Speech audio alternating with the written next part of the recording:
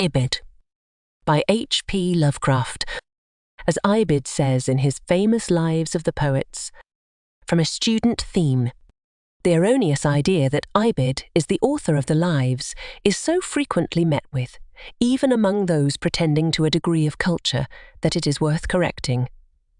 It should be a matter of general knowledge that C.F. is responsible for this work. Ibid's masterpiece, on the other hand, was the famous in the work cited wherein all the significant undercurrents of Greco-Roman expression were crystallized once for all, and with admirable acuteness, notwithstanding the surprisingly late date at which Ibid wrote. There is a false report, very commonly reproduced in modern books prior to von Schwenkopf's monumental Geschichte der Ostrogothern in Italian, that Ibid was a Romanized Visigoth of a Tolv horde who settled in Placentia about 410 AD. The contrary cannot be too strongly emphasized. For von Schwenkopf, and since his time Little-Witton and Betenoir, to have shown with irrefutable force that this strikingly isolated figure was a genuine Roman, or at least as genuine a Roman as that degenerate and mongrelized age could produce, of whom one might well say what Gibbon said of Boethius, that he was the last whom Cato or Tully could have acknowledged for their countryman. He was, like Boethius and nearly all the eminent men of his age, of the great Anician family, and traced his genealogy with much exactitude and self-satisfaction to all the heroes of the Republic. His full name, long and pompous, according to the custom of an age which had lost the trinomial simplicity of classic Roman nomenclature, is stated by von Schwenkopf III to have been Caius Anicius Magnus Furius Camillus, Aemilianus Cornelius Valerius Pompeius Julius Ibidus, though Little Whitfore rejects Aemilianus and adds Claudius Decius Junianus, whilst Betenoir 5 differs radically, giving the full name as Magnus Furius Camillus Aurelius Antoninus Flavius Anicius Petronius Valentinianus Aegadus Ibidus. The eminent critic and biographer was born in the year 486, shortly after the extinction of the Roman rule in Gaul by Clovis. Rome and Ravenna are rivals for the honour of his birth, though it is certain that he received his rhetorical and philosophical training in the schools of Athens, the extent of whose suppression by Theodosius a century before is grossly exaggerated by the superficial. In 512, under the benign rule of the Ostrogoth Theodoric, we behold him as a teacher of rhetoric at Rome, and in 516 he held the consulship together with Pompilius Numantius Bombastes Marcellinus Deodamatos. Upon the death of Theodoric in 526, Ibidus retired from public life to compose his celebrated work. Ho's pure Sicaranian style is as remarkable a case of classic atavivim as is the verse of Claudius Claudianus, who flourished a century before Ibidus. But he was later recalled to scenes of pomp to act as court rhetorician for Theodotus, nephew of Theodoric. Upon the usurpation of Vitiges, Ibidus fell into disgrace and was for a time imprisoned. But the coming of the Byzantine Roman army under Belisarius soon restored him to liberty and honours. Throughout the siege of Rome he served bravely in the army of the defenders, and afterward followed the eagles of Belisarius to Alba, Porto, and Centumcellae. After the Frankish siege of Milan, Ibidus was chosen to accompany the learned Bishop Datius to Greece, and resided with him at Corinth in the year 539.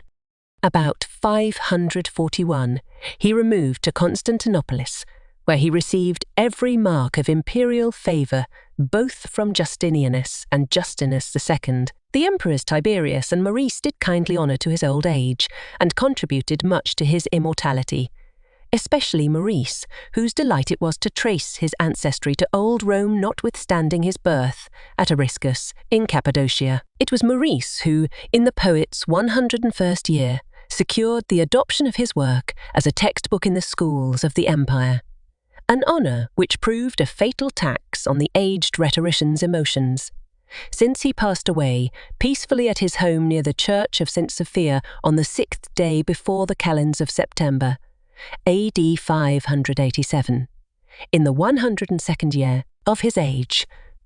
His remains, notwithstanding the troubled state of Italy, were taken to Ravenna for interment, but being interred in the suburb of Classi, were exhumed and ridiculed by the Lombard Duke of Spolto, who took his skull to King Othos for use as a wassail bowl.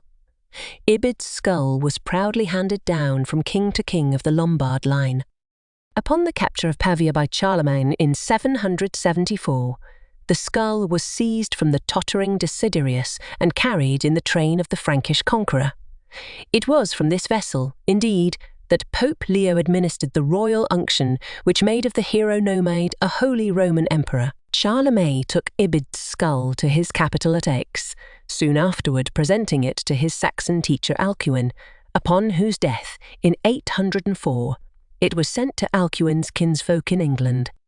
William, the Conqueror, finding it in an abbey niche, where the pious family of Alcuin had placed it, believing it to be the skull of a Saint Six who had miraculously annihilated the Lombards by his prayers, did reverence to its osseous antiquity, and even the rough soldiers of Cromwell, upon destroying Ballyleaf Abbey in Ireland in 1655, having that in Ireland in 1650 been secretly transported thither by a devout papist in 1539, upon Henry VI's dissolution of the English monasteries, declined to offer violence to a relic so venerable.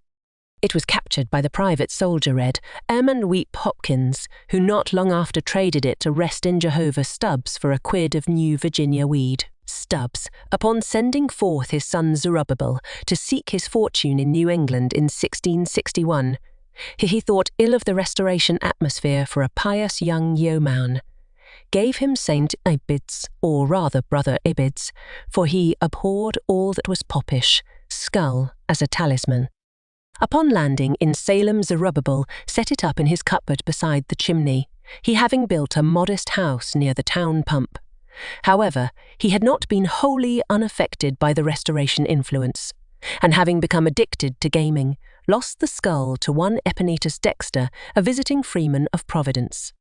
It was in the house of Dexter, in the northern part of the town, near the present intersection of North Main and Oney Streets, on the occasion of Canonchet's raid of March 30, 1676, during King Philip's War. And the astute Sachem, recognizing it at once as a thing of singular venerableness and dignity, sent it as a symbol of alliance to a faction of the Pequots in Connecticut with whom he was negotiating. On April 4, he was captured by the colonists and soon after executed, but the austere head of Ibid continued on its wanderings. The Pequots, enfeebled by a previous war, could give the now stricken Narragansetts no assistance, and in 1680, a Dutch fur trader of Albany, Petrus van Schack, secured the distinguished cranium for the modest sum of 2 guilders, he having recognized its value from the half-effaced inscription carved in Lombardic minuscule clays choreography. It might be explained was one of the leading accomplishments of New Netherland fur traders of the 17th century. From Van Schack, sad to say, the relic was stolen in 1683 by a French trader, John Grenier, whose popish zeal recognized the features of one whom he had been taught at his mother's knee to revere as Saint Ibid. Grenier, fired with virtuous rage at the possession of this holy symbol by a Protestant, crushed Van Schack's head one night with an axe and escaped to the north with his booty. Soon, however, being robbed and slain by the half-breed voyageur Michael Savard, who took the skull, despite the illiteracy which prevented his recognizing it, to add to a collection of similar but more recent material. Upon his death in 1701, his half-breed son, Pierre, traded it among other things to some emissaries of the Sacs and Foxes, and it was found outside the chief's teepee a generation later by Charles de Langlade, founder of the trading post at Green Bay, Wisconsin. De Langlade regarded this sacred object with proper veneration and ransomed it at the expense of many glass beads.